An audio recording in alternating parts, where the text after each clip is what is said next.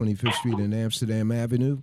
The program is The Communicators and does not reflect the views, attitudes, whims, deeds, or any other proclivities of the management of this housing development, nor that of the Housing Residency Association.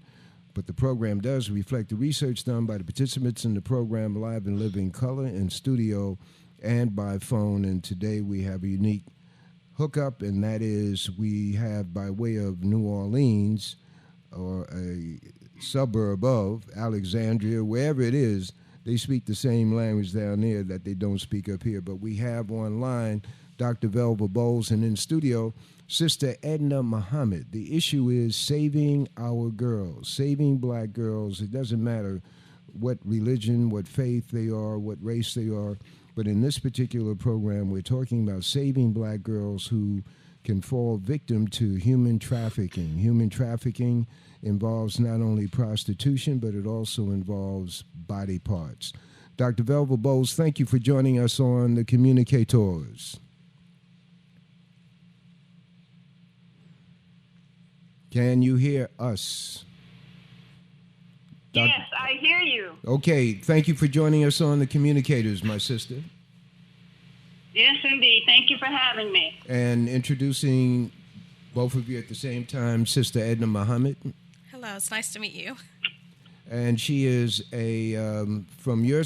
Okay, let's get the credentials down so that everybody understands the value of the other person or the persons being on the show, The Communicators. Dr. Velva Bowles is a frequent guest on The Communicators and also on the Wisdom Table. But today, her hat deals with involvement in the community of New Orleans and the surrounding areas as it relates to missing girls, missing women, and also missing boys, etc.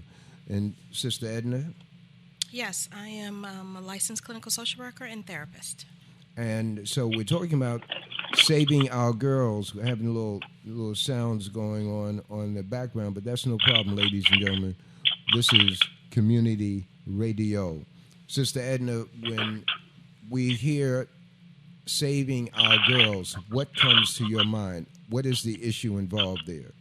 Well, I'll say, in this New York area, in general, New York State, New York is one of the 5 top states for human trafficking. And so we have to keep that in mind when we're talking about the area and where we live.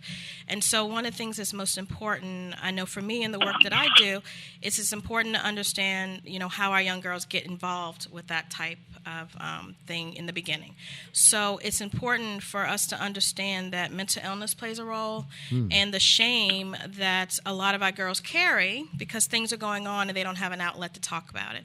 And so I just want to make sure that we continue to get the message out, that there are those that are available to listen, and we support their challenges that they're having.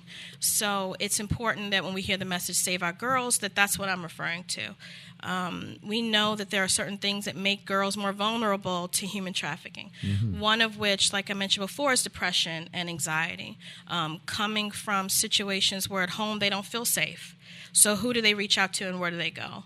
Unfortunately, a lot of the predators involved in human trafficking, they look for individuals that seem out of place, that seem like they're not settled. They're looking for something, and then they try to pretend that they're that person.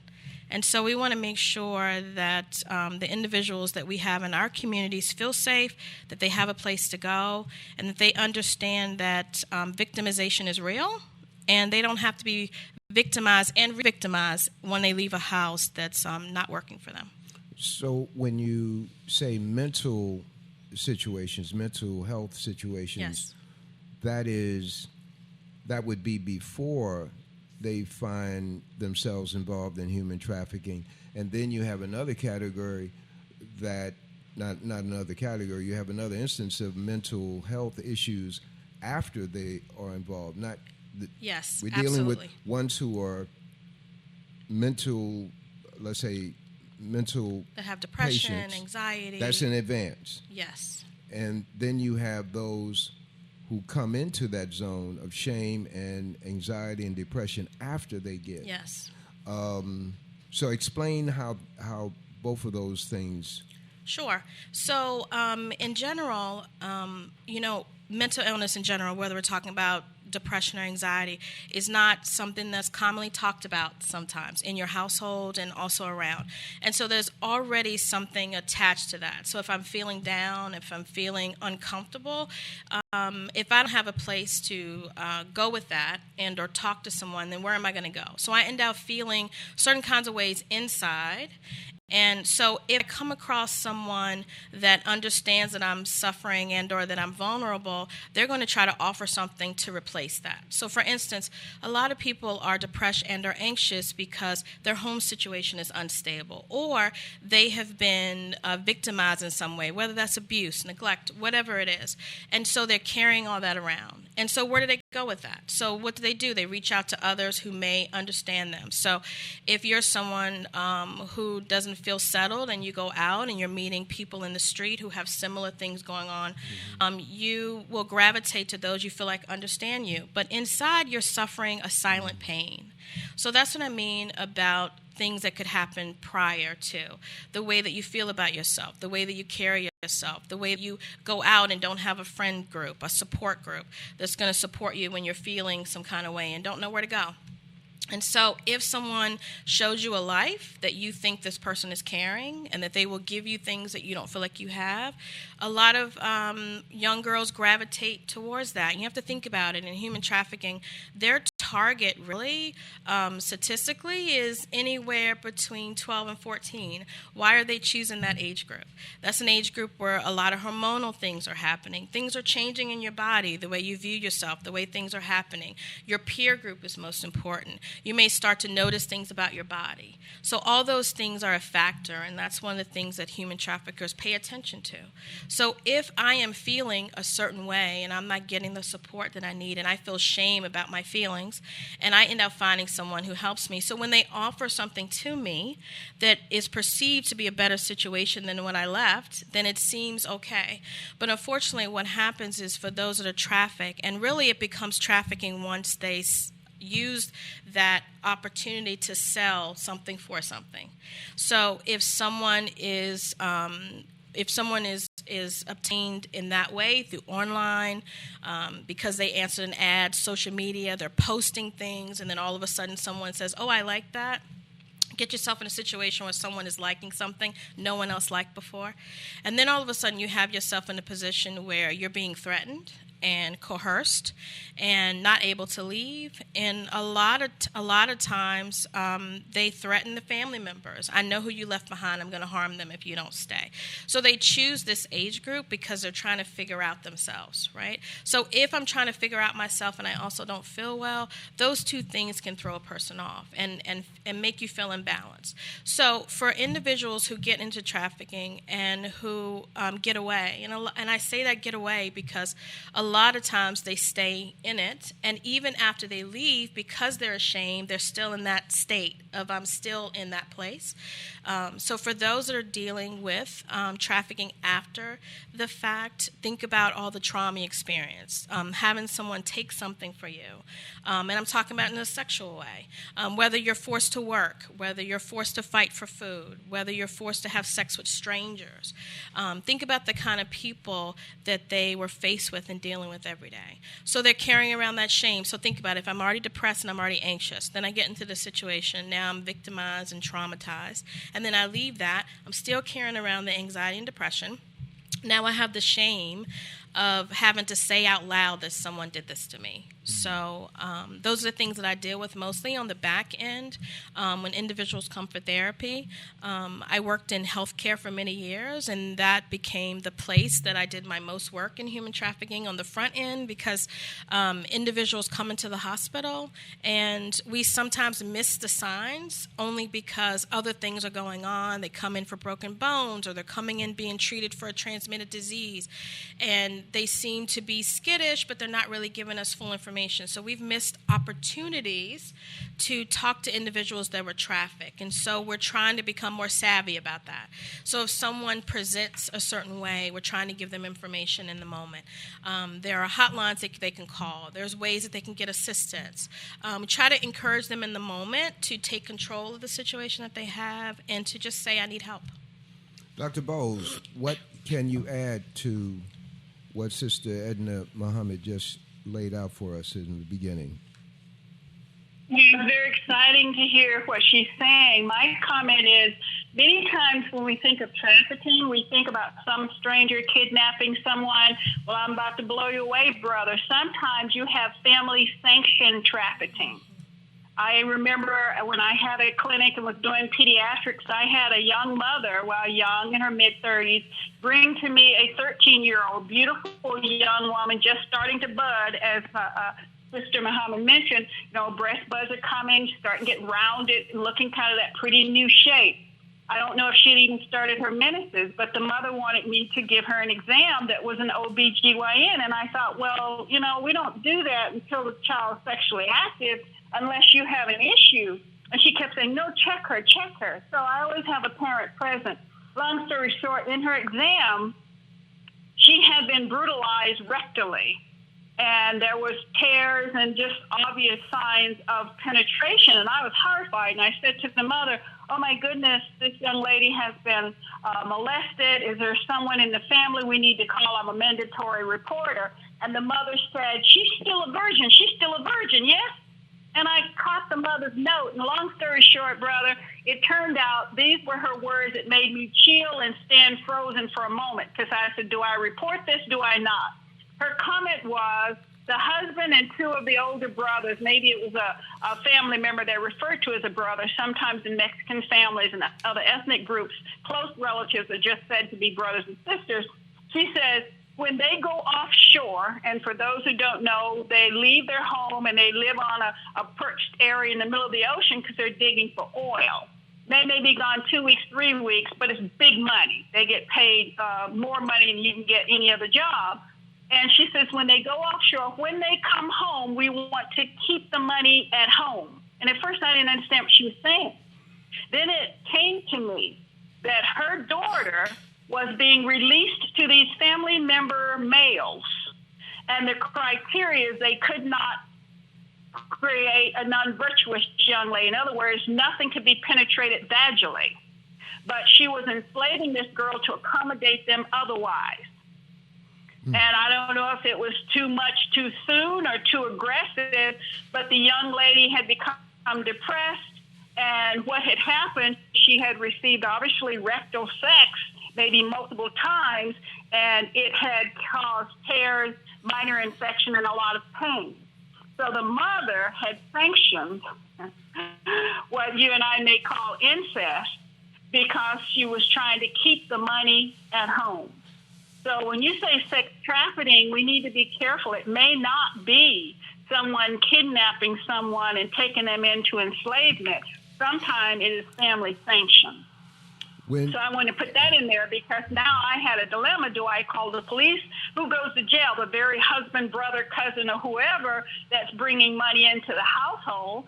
And the mother brought the girl to medical attention because of her concern, but yet I'm sure it's the mother who permitted what I was witnessing as a medical issue. So when we say sex trafficking, I want to caution you not to think of some stranger snatching some kid off the street and hiding them in a trailer or locking them to a heating range with a handcuff. Sometimes it's family sanctioned. So we shouldn't forget that, and I appreciate the speaker saying that when they come into emergency room, you don't have enough information necessarily that you would call and report it because they don't admit it. You can have your suspicion. And unfortunately, sometimes school officials who are also mandated reporters may not have access because if they're doing sex trafficking, they may be pulled out of school. And the second thing to think about is male and female. Please don't just imagine that young women are at risk only. There are a lot of male predators. And I'm sure if you follow the Catholic Church debacle, how many priests? I listened recently, and they said something like $68 million in Massachusetts alone for the Boston priests. They are paying out to victims of molestation, and most of them are young boys that were raped or molested by the priests. So when we say sex trafficking, sometimes we want to demonize what is bad, and we want to be able to imagine the devil is ugly. but sometimes it is a mother who sanctions the use of her daughter, or a mother who sanctions the use of her son for some other social travesty. So I want to throw that out because I don't want someone just imagining some stranger kidnapping girls off the street, although that definitely does happen, I'm sure. Mm-hmm. But know that it can be something closer to home. So what you're bringing up is sexual abuse starting in the home or in the home area among family members or even neighbors. It can be generational. I mean, this sounds terrible, and I'm not trying to make Louisiana into anything worse than anywhere else. I practice medicine in Louisiana, South Carolina, and Missouri, so my exposure is skewed. I'll see the worst because I was on the front line as an ER doc and so forth. But incest and relations with brother-sister situations, I really had to go back to school, Leroy. When I would hear or get the information, it would shock me. And as the one trying to be the mediator or the one treating the sickness, I had to, regroup. I can't stand it with my mouth open, my eyes bugged out, or I can't gasp. But they were nonchalant. I met so many cases. I love giving examples. There was a female, white female, I don't mind identifying, and she was there because of hypertension and other things, but she was a smoker, 4 packs of cigarettes a day. And I would treat her, always talking about her heavy smoking history, but I was one of the doctors who would still see her. Many of them would say, oh, because you smoke this or that. So she began to trust me. And one day she said, Doc, can I bring my double grandson to you? You do pediatrics. And I said, double grandson? Well, I was thinking twins. I thought, oh, maybe she has a conjoined child, maybe it's something. So I said, sure, I see children.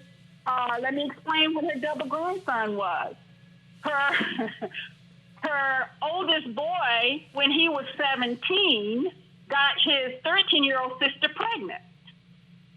And the child that was born, the one is simply regarded as her double grandson, since it was the child of both her son and her daughter. Wow. Mm-hmm. Yes. Wow. And when I saw the child, he was everything was autonomic recessive. I mean, he was very fair. His hair was just like corn silk, golden gold, and he had blue eyes that were just almost turquoise. Skin was beautiful, cheeks like a peach, and the smile looked like he had lipstick on him. And I'm saying, oh, what a pretty child. But then that's where it ended, brother. God don't make mistakes, and he doesn't sanction. I don't believe evil. When this child got up to come to me, he walked like he had cerebral palsy. He was so discoordinated. I'm thinking, why is he? And then he came up to me and rubbed his cheek on the side of my leg.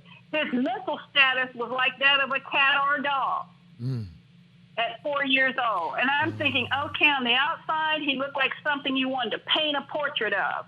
But his mental ability, his cognitive ability, oh no, it just was something bad was missing. So this brother-sister get-together left some big piece out. And I'm looking at this child and thinking, oh my goodness, so this is your double grandchild. You seem like you already knew it. There's no kind of shame, but look what you have. A child that drools, a child that wipes his face on the side of your leg like a cat wiping himself on your body. And I set him up on the table, and he has this body control problem, like he couldn't get his balance right even while sitting down. So you be aware that, sex trafficking is a big deal, but you don't have to be a kidnapped person hidden away and not have some sexual abuse going on. Sister Edna, Sister Edna was trying to get in the so I'm glad you brought that point up about sexual abuse and what's going on in the home. So really, legal definition-wise, if someone is in a situation where a family member and or anyone that's under their care is taking the liberties of sex or anything like that, yes, that would potentially be sexual abuse under the definition. What becomes trafficking is when it actually is in exchange for monetary value. So in a way that they're passing it around. Like, I'm making you do this in order for me to get this. So that's when it moves to the trafficking side. So if I'm a parent and I am allowing my uncle to have sex with my daughter, then yes, that would be sexual abuse. If I in turn say, not only will you have sex with the uncle, you will have sex with this person, and I'm going to be reimbursed for it, then in fact that's potentially traffic. So you're right. It doesn't have to be a stranger. And most of the cases that I've worked with in my career have been what I call intimate, meaning that they knew the person prior. And so in that way, that becomes some of the distinction. So in terms of we're all mandated reporters in terms of if we work in the field and that kind of thing. If someone is under the age, is under the age of 18, for New York State, it's 18 and younger. If you're that age, we are required by law to report it to the Child Abuse Registry, whether it's a sex trafficking issue and or any other issue, if it's abuse, neglect, that type of thing. Once that happens, it could potentially also become a trafficking legal issue if, in fact, they find out that money was exchanged in place of something else. So I just wanted to bring that up. Let's go back to the title, or the topic here is we've broadened it to include the kind of abuse that involves the home. Save Our Girls. Save Our Girls is a call for me as a father, as a grandfather. Save Our Girls is a call to protect. That headline is a call to protect the girls in one's family, in one's neighborhood, from sex trafficking. Now, we've already broadened it to abuse, but I want to bring it back to the abduction of children, male, female, and involving them in a prostitution, and God forbid the murder of these children for body parts, which is a very real thing in America today, in fact, around the world. So Save Our Girls, what are the things, and I'm coming back to Dr. Bowles in a second, what are those things that we can begin to do within our families and then within our communities to save our girls? Okay. So the first thing I'll always say, talking about mental health issues should not be a secret. It should be spoken about openly. So if your child within the family. So if anyone in your family is experiencing anything, then they should seek out outside help if they're unclear about how to support the issue. And they can even speak to their physician, who will also help them and guide them in that way. So the other thing I'll say is just safety things in terms of what we can do in the household. So if your child is someone who likes to use the phone and social media, it is a good idea to understand what it is they're doing and what they're involved with, because anything that we post is always out there. It stays forever. So if you have a child that likes to post pictures of themselves and someone taps into that or is looking at that, they have a picture of that person. And so the other thing that young people like to do is they like to constantly say where they are at all times of the day. So if they post that I'm on the corner of 125th Street waiting for my friends, then I saw a picture of that person. Now I know what that person looks like. All of a sudden I'm on the corner saying hello to this person. Oh, I know you were here. Remember your friend said that we were going to meet each other. So those kind of incidents create opportunities there. The other thing, we should think about things in safety in numbers. So when they see people alone, you have to think about it. Traffickers frequent certain places. They frequent malls. They frequent bus stops. They frequent train stations. They frequent walking around where teenagers hang out. So they get to know the patterns of individuals. So when patterns become available, then they understand what's going on and what's happening.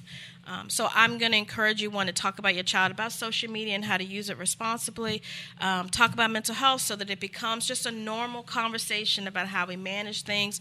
And if they don't feel safe going to you, encourage them to find someone else to talk to. Dr. Bowles. Dr. Bowles. Yes, sir. I'm listening. I'm in tears. I hear you. Proceed. You want me to comment? Yeah. Go ahead. What is so painful, I made this comment while I was listening because I'm muted so I don't interrupt. One of the things, if young ladies with poor self-esteem are in a household where they're criticized, or worse yet, they are used. I've known situations where mommy pays the rent by offering her daughter to the landlord, but we won't go there. You have a young lady who is low self-esteem, has had parental push into doing what you otherwise would not. If you're at a place like a mall and you have someone who shows kindness, now this is the one hard to teach because you don't want to teach young people to be overly suspicious, but let me give you a scenario, and this is also to my other speaker. I'm sure, has some examples like this as well. Someone shows up and says, let me buy you a special drink. Let's say you're at a coffee shop. You're 12 or 13. You want to get that new caramel latte, mocha, whatever, but it's $5.50. Someone comes and buys it for you and say, let's just sit here and talk. And then when are you in the mall? And you tell them I come every Saturday. And then a second Saturday, they happen to show up and they buy you another flavored coffee that's just beautiful and wonderful. Because you have low self-esteem, because you have not been valued, maybe you don't have a father figure in your house. What would feel like him being kind and trustworthy is immediate. You have a nice person, he's a man, maybe he smells good because he has on cologne, maybe he's cute like somebody on TV, and you have what seems like consensual dynamics, when in fact it is an artifact of a home unstable. And it's very difficult to teach that discernment because you can't teach skepticism where everybody you're afraid of. Then you will seem like a feral person. You won't know how to act socially. But if you don't prepare a young person either through conversation or even if you have a male friend who will check a young lady who's out of line and you can trust that male friend, that's your best teacher. But unfortunately, if he's apt to cross the line, you don't want to bring him in on the situation. So I guess what I'm proposing is the dilemma. It is one thing for a young lady to understand the preciousness and privacy of her body, but it's difficult to orientate a young lady on how not to be lured. You know, a young child, somebody can say, oh, I have some puppies. Oh, you want to see my puppies, and take them to a van, and now they got you. But if you have a young adolescent in budding age, between 12 and 14, they're looking for that male attention. And too often, even when you say it may be a relative or intimate person, it's because they have no one else. And it is so easy to convert a broken person than it is to convert a whole person. And what I mean by that, run that again. Tell this young lady, Doc, run that again. It is so much easier to convert a broken person than it is to convert a whole person. If I know I'm beautiful, if someone told me I love the smile, I like your chocolate brown skin, you know, you have hair just like me, baby, and your hair is tight and hard, but you'll have a beautiful afro. If I build your self-esteem where you see yourself and love you for what you got, the space between your teeth, the hardness and nappiness of your hair, the brownness of your skin, I'm not easily swayed. If some guy come up and call me beautiful, I look at him and say, I know I am. Got it. He said, you know, you're so sweet. Let me buy you something sweet. You say, I know I'm sweet. Your confidence of who you are does not betray you. You can see this person as just someone trying to buy you or trying to beguile you. So a broken person is easily fooled when they're hungry for what the thief is trying to sell. So I put that out there and say, what is the best thing? Like the other speaker stated, you want them educated. You want them to know what is bad, but we also have to build them up, protect them because they're armored from the inside. Doc, when this is a broad subject, the issues that Sister Edna Muhammad and you are bringing up are extremely valuable to the listening audience. Talk about, I want Sister Edna and you to talk about self-defense, that avoiding people, but if there's a necessity to fight back, what has been your experience? And I'm going first to Sister Edna because there's an event coming up next Saturday that deals with alerting the public to the necessity of watching our girls, saving our girls, and also it offers the opportunity to learn some self-defense techniques. And what has been your experience? Sure. So in terms of self-defense, I like what the other speaker just said about Dr. Bowles. Yes, Dr. Bowles, about arming, our self-esteem, because that really is one of the things. That's the foundation. It really is the foundation because, when individuals have a perception of themselves, that carries them through. And so they walk around with that. So I don't know if you've ever met someone who you feel, you can feel their sadness or you can feel when they feel out of place. So those are the things that people carry with them. And unfortunately, if you're looking to misuse someone, you're looking for that in another person so that you can slide your way in. And I always say, in a lot of ways, it mirrors domestic violence only because, it's about why they stay, not opposed to why don't you just get out, why don't you leave? But there's reasons why people stay in a domestic violence situation, whether it's housing, security, whatever it is. So a similar thing here, people go in that direction and they stay because something is going on and something is missing. So I always encourage individuals to start there. The other thing is that everything in terms of communicating with others doesn't have to be so up close and personal. Everyone has a personal space and a personal bubble that they should exercise around them. So if someone is coming near them, how close is that person? What is the purpose of someone being so close in their space? And I always encourage others to do that, to take a distance, because if you're an arm's length away from a person, you have opportunities there. You have an opportunity to see what's coming at you before it comes. But if we allow individuals to be up close to us and on us, and you see young folks letting people hang all over them, we have to think about that because that gives them an opportunity to do something in our bubble that we don't have an opportunity to protect ourselves from.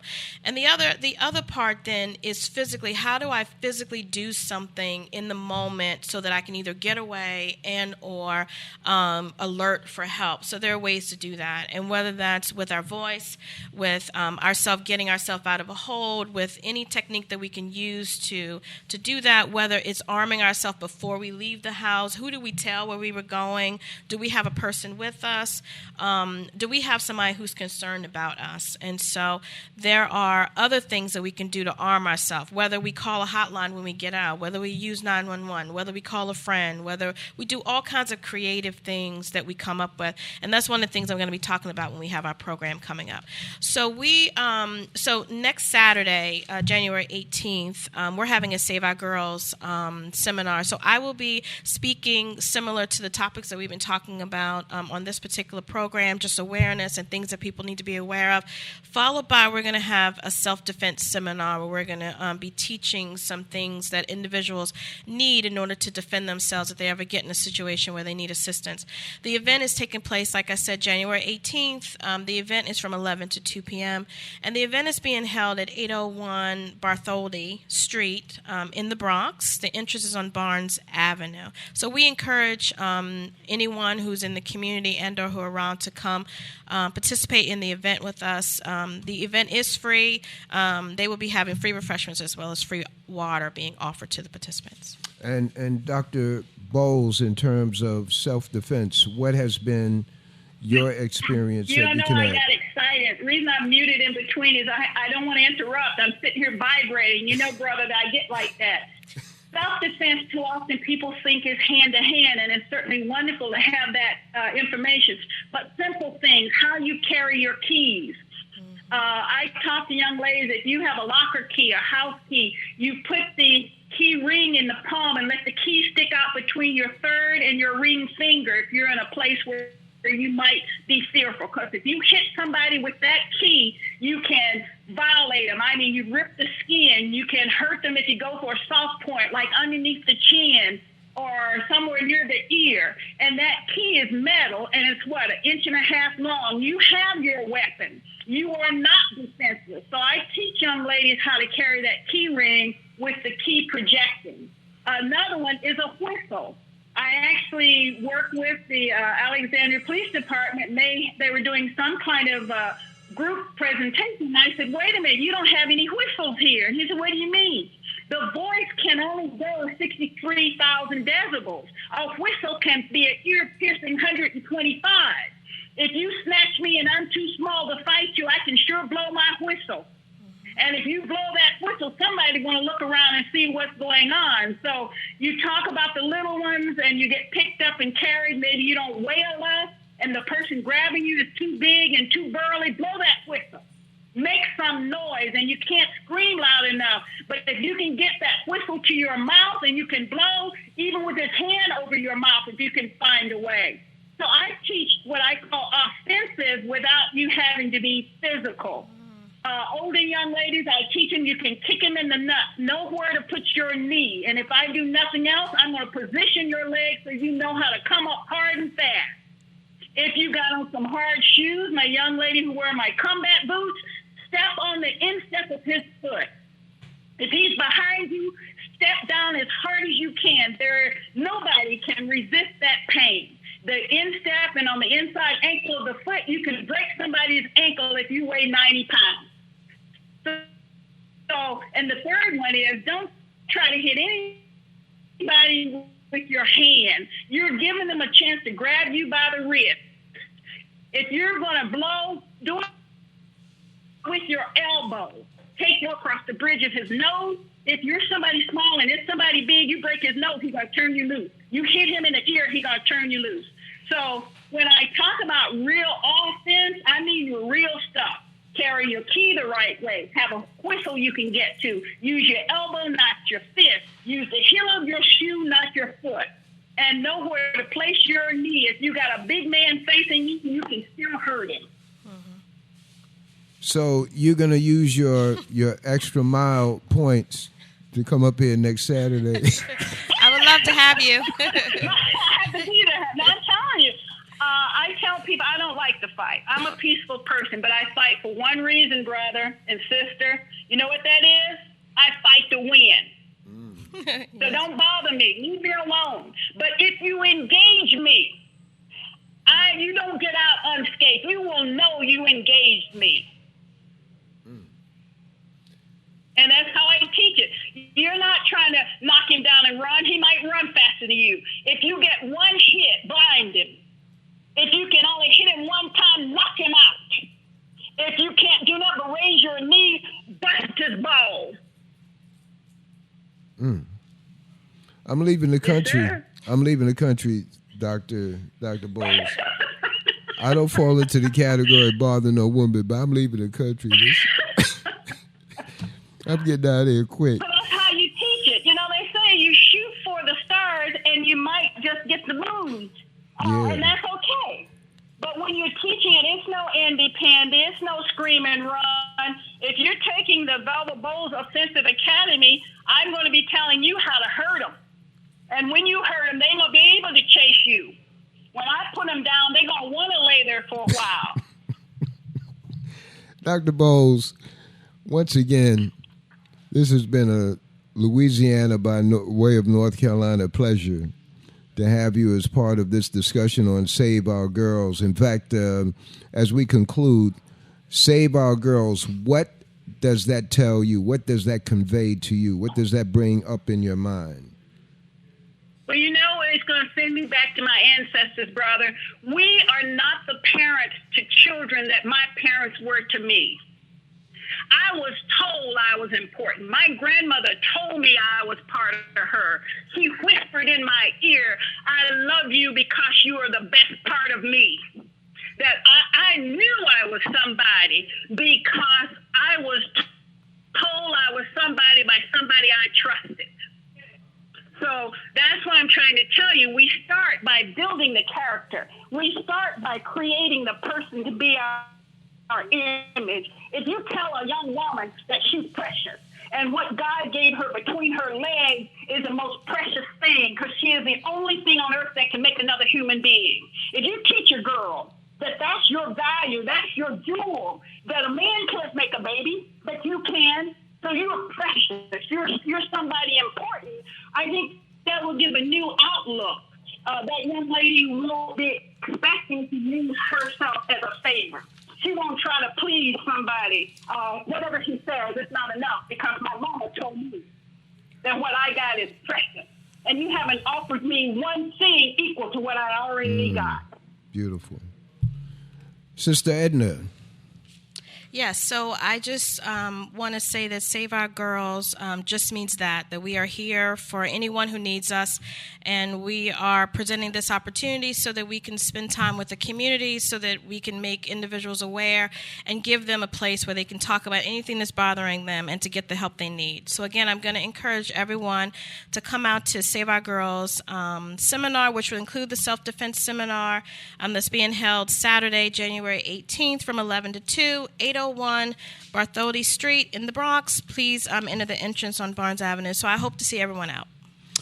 And to both. I say congratulations, brother. I am so happy. You just don't know, Sister Muhammad, you choked me up because you are doing what is so necessary.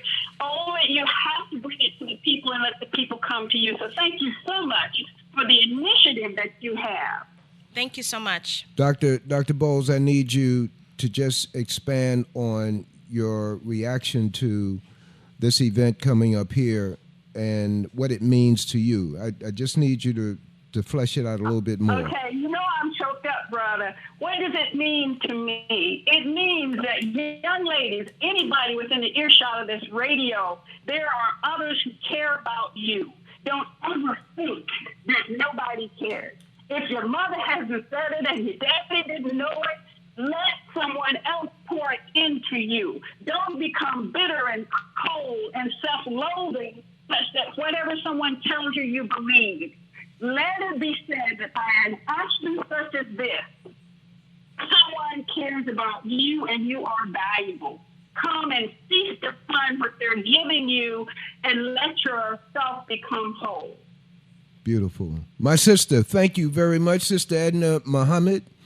Sister Farja Muhammad here in the wings listening in and orchestrating this particular event today. And the event is the introduction of our people to the seminar coming up Saturday, January 18th, 11 a.m. to 2 p.m., Bartholdi Avenue, 801 Bartholdi Avenue in the Bronx. It's right behind Evander Childs High School. Telephone number 917-659-5536. 917-659-5536. Thank you, Dr. Velva Bowles. Thank you, Sister Edna Muhammad. Thank you. Thank you so much. You made my afternoon. I'm all emotional. Thank you so much for the opportunity. I'll get back to you later on. All right, bye now.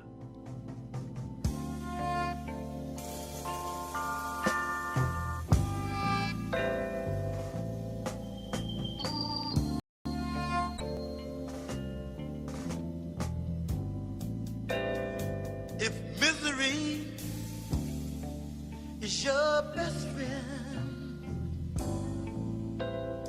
and it's gotten so you can't pretend, your tears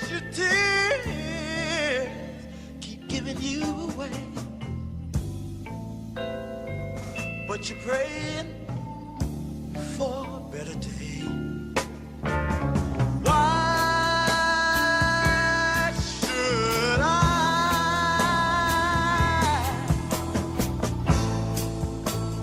go through the changes? Yeah, but they don't dig the urgency. Yeah, that this is an emergency. Yeah, so make it hurt.